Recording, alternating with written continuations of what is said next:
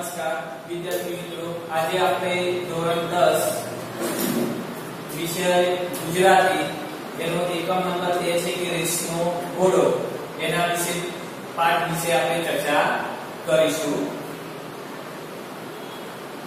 પાઠનું નામ છે રેસનો ઘોડો.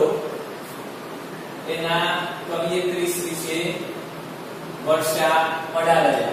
તેમનો જન્મ 10/4/1940 માં થયો હતો.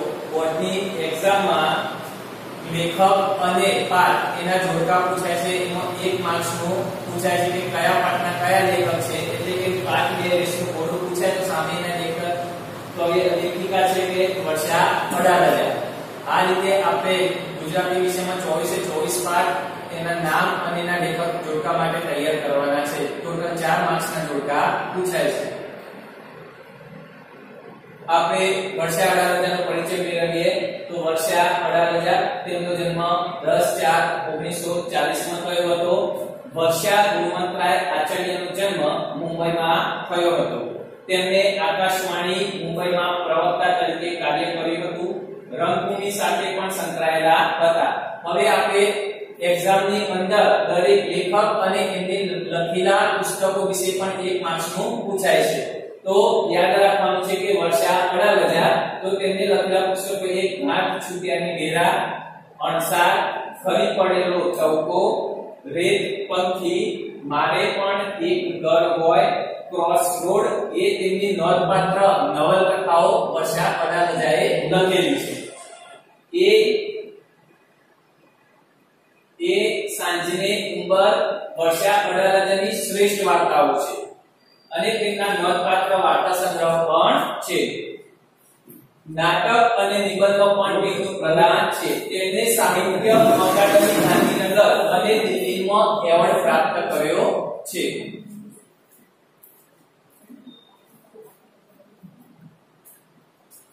હવે પાઠ વિશે આપણે સમજૂતી મેળવીએ તો શિક્ષણનો પાયાનો સિદ્ધાંત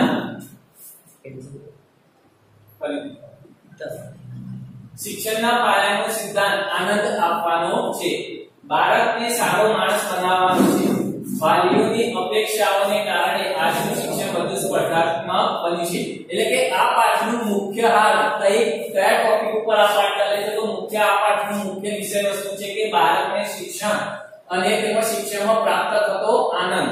એટલે કે બાળકોને સારા માણસ બનાવવા માટે શિક્ષણ આપવાનું છે, નહીં કે આપણે એમને ફક્ત માર્કશીટ અથવા તો ગુણભાર અથવા ટકાવારી એને આધારે શિક્ષણ આપવાનું નથી. એટલે કે અહીં આપણે લેખક કહે છે કે સારો માણસ બનાવવાનો છે. વાલીઓની અપેક્ષાઓને કારણે આજનું શિક્ષણ વધુ સ્પર્ધાત્મક બન્યું છે. પરિણામ સ્વરૂપ નાનપણથી જ વધુ ગુણ પ્રાપ્ત કરવાના ભારણને કારણે તેનું બાળપણ છીનવાઈ જાય છે. એ બાબતે લાલબત્તી ઝડપી આ એક વાર્તા છે. બાળકોને પોતાની રીતે વિકસવા દેવાની શીખ આ કૃતિમાંથી આપણને પ્રાપ્ત થાય છે. ઘડપણમાં માતા પિતાને પૈસા કરતા પોતાના સંતાનોના સહારાની વધુ અપેક્ષા હોય છે. ડોક્ટર બનીને પરદેશ જનાર છોકરા કરતા દેશમાં રહીને પરિવાર સાથે આનંદથી રહેતો દીકરો કુટુંબ, સમાજ અને દેશ માટે વધુ આવકાર્ય છે. એવા ઘણા મુદ્દાઓ પર પ્રકાશ પાડતી એક આ વાર્તા છે. તો ચલો વિદ્યાર્થી મિત્રો આપણે આ પાઠ જોઈએ. હવે રેસનો ઘોડો વાર્તામાં વિનુ કાકા એક મુખ્ય પાત્ર છે. તો વિનુ કાકા વાતમાં હંમેશા કહેતા નિશાન ઊંચું રાખવું જોઈએ. અંકિત પ્લાસ્ટિકની લાંબી ગન ઉપર ઝુંબર તરફ તાકીને પૂછતો, અંકલ આટલું નિશાન ઊંચું? તો ચાલ બદમાશ કેમ? વિનુ કાકા ગન લઈ લેતા પછી નાનકડા અંકિતને બાજુમાં બેસાડીને સમજાવતા, બેટા સામાન્ય તો બધા ભણે છે, જીવે પણ છે, લાંબી ડિગ્રી મેળવે છે, હરીફાઈઓમાં ચંદ્રક લાવે છે, ટીવી અખબારમાં ઇન્ટરવ્યુ અને ફોટો આવે, બસ તબ ક્યાં બાત હે. એટલે કે વિનુ કાકા સમજાવે છે કે સામાન્ય ભણવાનું નથી, આપણે તો ફક્ત સ્પર્ધાત્મક એટલે કે સારામાં સારા ટીવી અખબારમાં આપણું ઇન્ટરવ્યુ આવે એ રીતની આપણે ડિગ્રી પ્રાપ્ત કરવાની છે. પરંતુ આ પાઠમાં વિનુ કાકાની પાછળથી પસ્તાવો થાય છે આ બાબતનો. એટલે સમજાવે છે કે અંકિત થોડું સમજે, કેમ કે અંકિત એક નાનો બાળક છે, ન સમજે. પણ મને અને સંજયને સંતોષ થતો. અંકિતને સલાહ શિખામણ આપવાની અમારે જરૂર ન રહે. ઘણીવાર બાળકોને મા-બાપની વાતો કચકચ લાગતી હોય છે. જ્યારે વિનુ કાકા અંકિત અને એમના પુત્ર સૌરભને જુદી જુદી રમતો રમાડે, ચોકલેટ આપે અને પછી આવી બધી વાતો કરે, બંનેની ઉંમરમાં જાજો એટલે કે બહુ વધુ ફરક ન હતો. સાંજે માથે બેસીને હોમવર્ક પણ કરાવે. પછી ટીવી પર નેશનલ જીઓગ્રાફી અને ડિસ્કવરી ચેનલ મૂકે. મંજુ કાકી ઘણીવાર કંટાળી જતો. એટલે કે વિનુ કાકા અંકિત અને સૌરભને આ પ્રકારનું જે કામ કરાવતા હતા એમની જોડે, આને કારણે વિનુ કાકાના પત્ની મંજુ કાકી છે એ પણ ઘણીવાર કંટાળી જતા હતા. તો અને મંજુ કાકી કહેતા, તમે તો છોકરાને જાણે કે જેલમાં પૂર્યા છે, રમવા જવા દો ને, એની ઉંમરના છોકરાઓ સાથે જરા ભરવા તો દો બાળક.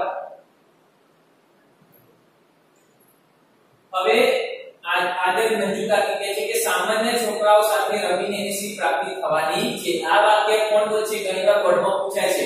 તો આ વાક્ય કોણ બોલે? 1 માર્ક્સ નું પૂછાય છે. તો સામાન્ય છોકરાઓ સાથે રમીને એની શી પ્રાપ્તિ થવાની છે. તો આ વાક્ય વિનુ કાકા બોલે છે અને કોને કહે છે? તો મંજુ કાકીને કહે છે. નિર્ભર, નિર્દોષ, આનંદી. મંજુ કાકી સામે જવાબ આપે છે કે નિર્ભય, નિર્દોષ, આનંદ પ્રાપ્ત થવાનો છે. જો અત્યારે એના ચહેરા પર આનંદ છે ને, કપાળ તમારું. હવે મંજુ કાકી ગુસ્સે થાય છે કે એ આનંદ આઈસ્ક્રીમ નો છે. 24 કલાક ચોકી કરશો એટલે છોકરાઓ ભણેશ્રી થઈ જવાના છે. મંજુ મૂર્તિને કંડારવી પડે છે. દુનિયા તેજ ગતિથી દોડી રહી છે. તીવ્ર હરીફાઈ છે બધા જ ક્ષેત્રમાં. તો લક્ષ્યાંક પર પહોંચવું હોય તો ઘોડો દોડાવવો પડશે. મંજુ હારી ગયેલાનો કોઈ ભાવ પૂછતો નથી. મંજુ કાકી કહે છે કે હે ભગવાન, તમારા ભેજામાં ક્યાંથી આ ભૂસું ભરાયું છે? મંજુ કાકી કહે છે કે હે ભગવાન, તમારા ભેજામાં આ બધું ક્યાંથી ભરાઈ ગયું છે? ગયે મહિને એસએસસી નું પરિણામ આવ્યું. ઝુંપડપટ્ટીનો છોકરો પહેલો આવ્યો કે નહીં? તમારી સાથે માથાકૂટ નકામી છે. આવતા મહિનાથી સૌરભના કોમ્પ્યુટર ક્લાસ શરૂ થશે. મંજુ કાકી વિપ્ર્યા. જ્યારે વિનુ કાકા કહે છે કે હવે તમારી સાથે માથાકૂટ નકામી છે, આવતા મહિનાથી કોમ્પ્યુટર ક્લાસ સૌરભ અને અંકિત બંનેના શરૂ કરવાની વાત છે, તો શરૂ થશે. આ વાત સાંભળીને મંજુ કાકી વધુ ગુસ્સે થાય છે. અત્યારથી 5મા ધોરણથી ક્લાસ. સૌરભ ના પાડી દે બેટા પપ્પાને. જોઉં છું કેમ તને પરાણે લઈ જાય છે. હવે સૌરભે તરત જ કહી દીધું. આ વાત એની મમ્મીની વાત સાંભળીને સૌરભ પણ તરત જ કહે છે. શું કહે છે કે ના મમ્મી, મારે કોમ્પ્યુટર શીખવું છે, પછી ક્લાસમાં વટ પડી જશે. આ એક પ્રશ્નનો જવાબ બોર્ડમાં પૂછાય છે કે સૌરભને કોમ્પ્યુટર શા માટે શીખવું હતું? 1 માર્ક્સના પ્રશ્નમાં. તો સૌરભને કોમ્પ્યુટર એટલા માટે શીખવું હતું કે સૌરભ કહે છે કે મારે મારા 5મા ધોરણના ક્લાસમાં મને કોમ્પ્યુટર આવડશે તો ક્લાસમાં મારો વટ પડી જશે. મંજુ કાકીએ 2 હાથ જોડ્યા. હે માતાજી, બાપ દીકરા બેને સાથે સદબુદ્ધિ આપજે. એ સાંજે વિનુ કાકા ઘરે આવે. આમ તો એક જ મકાનમાં ઉપર નીચે અમે રહીએ અને સૌરભ સાથે અંકિતને ઘણીવાર એ ભણાવે, એટલે એમના આવવાની નવાઈ ન હતી. પણ આજે તો એ ખાસ આવ્યા હતા. એમના આગ્રહ હતો કે સૌરભની સાથે અમારે અંકિતને કોમ્પ્યુટરના ક્લાસમાં દાખલ કરવો. હું અને સંજય ખુશ થયા. વિનુ કાકા જ્યારે એમના સંજયભાઈના ઘરે આવે કોમ્પ્યુટર ક્લાસમાં દાખલ કરવા માટે સૌરભની વાત કરે છે અંકિતની જોડે, આ વાત સાંભળી અને સંજય ખુશ થયો. જોકે ફી ઘણી વધારે લાગી, પણ સંતાનના ભવિષ્ય માટે થોડી વધુ મહેનત કરીશું વિચારી અમે પણ સંજયને કોમ્પ્યુટર ક્લાસમાં દાખલ કર્યો. અઠવાડિયામાં 3 દિવસ સાંજે 2 કલાક અને રવિવારે 4 કલાક. જોકે અંકિત નારાજ હતો, પણ બાળક પોતાનું ભલું બુરું ક્યાંથી સમજી શકે. ઘરથી નજીકના બાળ મંદિરમાં સાંજે ગરીબ વસ્તીના બાળકોને ભણાવતી હતી. એક કામ માટે પગારનો તો કોઈ સવાલ જ ન હતો. હું ખૂબ જ ઉમરકાથી એમને ભણાવતો હતી. એ બાળકો પણ મારી સાથે હરીમરી ગયા હતા. તો એ ભારે હૃદયે મેં એ કામ છોડી દીધું અને અંકિતની ફી માટે ટ્યુશન કરવા લાગી. હું સંજયને ઘણીવાર કહેતી, આપણે કેટલા નસીબદાર છીએ કે વિનુ કાકા આપણા પડોશી છે. સૌરભ સાથે અંકિતનું પણ ઘડતર થઈ રહ્યું છે. હવે શેનું ઘડતર? હવે મંજુ કાકી વિનુ કાકાના પત્ની છે, એ મંજુ કાકી નીનાબેન ની જોડે આવે છે. શેનું ઘડતર? નીના બહેન. એક દિવસ મંજુ કાકીએ રીતસર મારી પર હલ્લો કર્યો. હલ્લો કરો એટલે કે રીતસર એમની વાત હુમલો કરો વાત કહેવી. આ ટાપણા ટોચી ટોચીને બિચારા જીવને શી પીડા થાય છે એ તમને નથી દેખાતું. આ પણ વાક્ય બોર્ડમાં પૂછાયેલું છે કે આ ટાપણા ટોચી ટોચીને બિચારા જીવને શી પીડા થાય છે એ તમને નથી દેખાતી. આ વાક્ય કોણ બોલે છે? તો આ વાક્ય મંજુ કાકી બોલે છે. અને કોને કહે છે? તો નીના બહેનને કહે છે.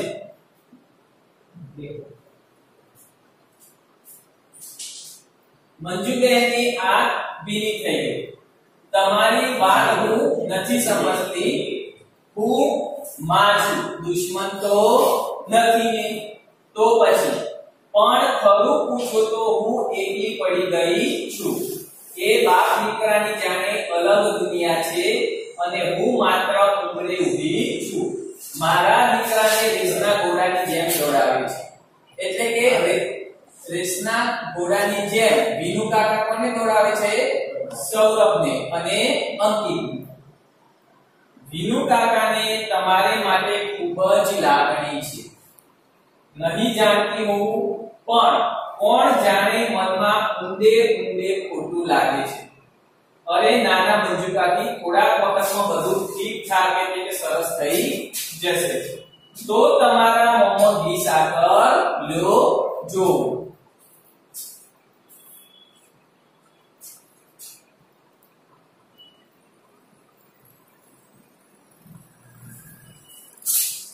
મંજુ કાકી ઉતાવળે ગયા, પણ મારા મનમાં પ્રશ્નાર્થ મૂકી ગયા. હવે મંજુ કાકી નીનાબેનને એક સામાન્ય એવી વાત કહી ગયા, એના કારણે મંજુ કાકીના મનમાં એક પ્રશ્નાર્થ આવી ગયો. મંજુ કાકી આવું વિચારવું ઠીક હતું? હવે નીનાબેન એકલા જ વિચારે છે કે મંજુ કાકી જે વાત મને કહી ગયા એવું વિચારવું એમના માટે ઠીક હતું. હું તૈયાર થવા લાગી. અમારા ઘરથી થોડેક દૂર નાનો બગીચો છે. સંજયને ઓફિસથી આવતા મોડું થવાનું હોય ત્યારે હું અને અંકિત આટલું વિચારે છે અને સાડીની પાટલી હાથમાં જ રહી ગઈ. પછી નીનાબેનને વિચાર આવે છે કે કેટલા વખતથી અંકિત તો રમવાના વખતે મારી સાથે બગીચામાં રમવા આવ્યો નથી. હિચકા ખાવા તો એને ખૂબ ગમે છે. શનિ રવિમાં દરિયા કાંઠે અચૂક જવાનું જ. અમે ત્રણ સાથે મળી રેતમાં ઘર બનાવીએ. પછી કુલ્ફીની ઇજ્જત હું અરીસામાં મને જોઈ રહી. આ કોનું પ્રતિબિંબ હતું કે પછી હું બદલાઈ ગઈ હતી? આવું કોણ વિચારે છે? આવું અંકિતની મમ્મી નીનાબેન વિચારે છે. બારણે ઉપરા છાપની ઘંટડી વાગી. સાડી જેમ તેમ વીંટાઈ લઈને બારણું ખોલ્યું તો અંકિત એકદમ નિમાણ એટલે કે નિરાશ. એનો ચહેરો ગભરાઈને મેં તો એને કપાળે હાથ મૂક્યો તો તેનું શરીર ગરમ. મેં એને તેડી લીધો. જલ્દી કપડા બદલાવી સુવડાવી દીધો. દવા આપી અને માથે હાથ પસવારતી બેસી રહી. થોડીક વારમાં તો અંકિત હતો તે ઘસઘસાટ ઊંઘી ગયો. ફરી ઘંટડી વાગી. બારણું ખોલ્યું તો વિનુ કાકા અને સૌરભ. અંકિત હજી શાળાએથી આવ્યો નથી. કોમ્પ્યુટર ક્લાસમાં જવાનું મોડું થાય છે. આ વાક્ય કોણ બોલે છે? વિનુ કાકા બોલે છે. આજે ક્લાસમાં નહીં આવે, એને તાવ છે. વિનુ કાકા. દવા આપીને બસ ત્યારે મોકલો. આપ મેરે સારું થઈ જશે. ચાલો હું જ ઉઠાડો. તરત મેં કહ્યું કે નીનાબેન તરત વિનુ કાકાને કહે છે કે ના કાકા, ક્લાસ ક્યાં જવાના છે? આજે નહીં તો કાલે. પણ તાવમાં અંકિતને અંકિતને નહીં મોકલું, કાલે શાળાએ પણ નહીં. નવાઈ પામી એ મને જોઈ રહ્યા હતા. આ વાત સાંભળીને વિનુ કાકા આશ્ચર્યચકિત થઈ અને પછી નીનાબેન સામે જોઈ રહ્યા હતા. નીનાબેન, તમે તો અંકિતને માય કાંગડો કરી મૂક્યો. ચાલો ઉઠાડો જોવું. અત્યારથી પંપાશો તો ભવિષ્યમાં કરશે શું? એને મોટા થઈને ભવિષ્યમાં જે કરવું હોય તે ત્યારે એ નક્કી કરશે. પણ તાવમાં તો હું એને નહીં જ મોકલો. હવે નીનાબેન છે તે મક્કમ થઈ જાય છે. વિનુ કાકા કદાચ અંદર આવી જાય એ ડરથી નીનાબેન છે બારણા વચ્ચે ઊભા રહી જાય છે. રહીને મેં મક્કમતાથી કહ્યું એ નારાજ થયેલા લાગે. પણ વિનુ કાકા, પણ હું તો કશું બોલી નહીં. એ ચાલી ગયા. હું સાંજની રસોઈમાં પરોવાઈ ત્યાં તો મેં ટીવીનો અવાજ સાંભળ્યો. નવાઈ પામી બહાર આવી જોયું તો અંકિત ટીવી પર કોઈ ગીતને રસપૂર્વક જોઈ રહ્યો હતો. અરે અંકિત બેટા, તારી તબિયત સારી નથી, તું આરામ કર જો. એને હસીને કહ્યું, હવે મને સારું છે મમ્મી. મેં કપાળે હાથ મૂક્યો તો તાવ ગાયબ. એને મારો હાથ પકડ્યો અને લાડથી કહ્યું. શું કહે છે હવે અંકિત એની મમ્મી નીનાબેન કે ચાલ ને મમ્મી, ઘણા વખતથી આપણે બગીચામાં ગયા નથી, પણ પછી તને તાવ અને તારું હોમવર્ક, હવે તાવ ઉતરી ગયો છે. એમ બંને બગીચામાં ગયા. એ સાંજે અંકિતે ખૂબ હિંચકા ખાધા. કમ્પ્યુટર ક્લાસમાં પરીક્ષા થઈ. અંકિત માંડ પાસ થયો. સૌરભને સર્ટિફિકેટ ઓફ મેરિટ મળ્યું. એ સાંજે સંજયે અંકિત પર પહેલીવાર ગુસ્સે થયો. વિનુ કાકા પણ આવ્યા અને ઠપકાના સુરે કહેવા લાગ્યા. જ્યારે કોમ્પ્યુટર ક્લાસની પરીક્ષા પૂરી થઈ ત્યારે અંકિત અને મોડ પાસ અને સૌરભને પહેલા નંબરે સર્ટિફિકેટ ઓફ મેરિટ મળ્યું. એના કારણે એના પપ્પા સંજય અને વિનુ કાકા બંને અંકિત ઉપર ગુસ્સે થાય છે. આ બધું તમારા લાડનું પરિણામ છે નીનાબેન. હવે આ વખતે હું જ ધ્યાન રાખીશ. કશું વિચારું એ પહેલા તો મેં તરત જ કહ્યું. તરત જ નીનાબેન વિનુ કાકાને કહે છે. શું કહે છે? ના વિનુ કાકા, હવે મારે અંકિતને કોઈ ક્લાસ કરાવવા નથી. Thank you. વિદ્યાર્થી મિત્રો, આપણે એકમ 2 રેસનો ઘોડો પાઠ જોયો. હવે તેનો બીજો વિડિયો પણ આપણે અપલોડ કરીશું. આપણે YouTube ઉપર આ વિડિયો અપલોડ કરીશું. તેની નીચે સબસ્ક્રિપ્શનમાં આપણે આ રેસનો ઘોડો એકમનો એસાઇનમેન્ટ પણ મૂકે છે. તે એસાઇનમેન્ટ તમારે લખવાનું રહેશે અને WhatsApp ઉપર પણ દરેક વિદ્યાર્થીને આ એસાઇનમેન્ટ આપવામાં આવેલ છે. તો એ એસાઇનમેન્ટ ગુજરાતી વિષયના ચોપડામાં તમારે લખવાનું રહેશે અને એસાઇનમેન્ટ તૈયાર પણ કરવાનું રહેશે.